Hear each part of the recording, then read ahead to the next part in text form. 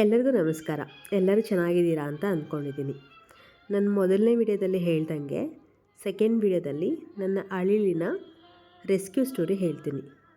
ಇದು ನನ್ನ ಅಳಿಲಿನ ಎರಡನೇ ವಿಡಿಯೋ. ಕೇಸ್ ನೀವು ಫಸ್ಟ್ ವಿಡಿಯೋ ನೋಡಿಲ್ಲ ಅಂದರೆ ದಯವಿಟ್ಟು ನೋಡಿ, ಇದ್ರ ಜೊತೆಗೆ ಲಿಂಕ್ ಮಾಡ್ತೀನಿ. ಸೊ ಅವಾಗ ನಿಮಗೆ ಕಂಪ್ಲೀಟ್ ಸ್ಟೋರಿ ಅರ್ಥ ಆಗುತ್ತೆ. ಸೊ ನಾನು ನನ್ನ ಟೆರೇಸಲ್ಲಿರುವಂಥ ಪ್ಲ್ಯಾಂಟ್ಗಳಿಗೆ ನೀರು ಹಾಕ್ತಿದ್ದಾಗ ಒಂದು ಅಳುವ ಸತ್ತ. ಎಲ್ಲಿಂದ ಬರ್ತಾ ಇದೆ ಏನು ಅಂತ ನೋಡಿದರೆ ಅಲ್ಲಿ ಗಿಡಗಳ ಸಂದಿಯಲ್ಲಿ ಇದು ಅಳ್ತಾ ಇತ್ತು. ನಾನು ಇದು ಫಸ್ಟು ಇಲಿ ಮರಿನಾ ಅಥವಾ ಏನು ಅಂತ ಗೊತ್ತಾಗಲಿಲ್ಲ, ಇಲಿ ಮರಿ ಅಂತ ಅಂದ್ಕೊಂಡೆ. ಬಟ್ ನೋಡಿದ ಮೇಲೆ ಗೊತ್ತಾಯಿತು ಇದು ಅಳಿಲಿನ ಮರಿ. ಅದೇ ಸಮಯಕ್ಕೆ ಕಾಗೆ ಮತ್ತು ಹದ್ದು ಎರಡೂ ಬಂದು ಇದರ ಸೌಂಡ್ಗೆ ಹುಡ್ಕಾಡ್ತಿತ್ತು. ನಾವು ಸರಿ ಅದ್ರ ಅಮ್ಮ ಬರ್ಬೋದೇನೋ ಅಂತ ಹೇಳ್ಬಿಟ್ಟು ಒಂದು ಸ್ವಲ್ಪ ದೂರದಿಂದ ವೆಯ್ಟ್ ಮಾಡ್ತಾಯಿದ್ವಿ. ಆಲ್ಮೋಸ್ಟ್ ಸಂಜೆ ಆಯಿತು, ಅಂದರೆ ಮೋರ್ ದೆನ್ 6 ವೆಯ್ಟ್ ಮಾಡಿದ್ದೀವಿ, ಅವ್ರ ಅಮ್ಮ ಬರಲಿಲ್ಲ.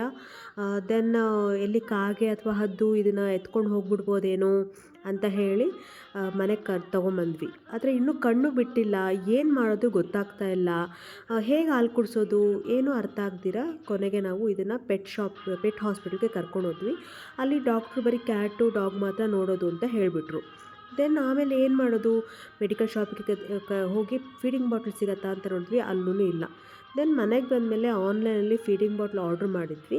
ಇವಾಗ ಹಾಲು ಕುಡಿಸ್ಬೇಕಲ್ಲ, ಅಳ್ತಾನೆ ಇದೆಯಲ್ಲ, ಕೈಯಲ್ಲಿ ಬಿಟ್ಕೊಂಡು ಕೈ ರೇಖೆನಲ್ಲಿ ಅದನ್ನು ಟ್ರೈ ಮಾಡಿದೆ, ಕುಡಿಯತ್ತಾ ನೋಡೋಣ ಅಂಥೇಳಿ. ಅದನ್ನು ಕುಡೀತು.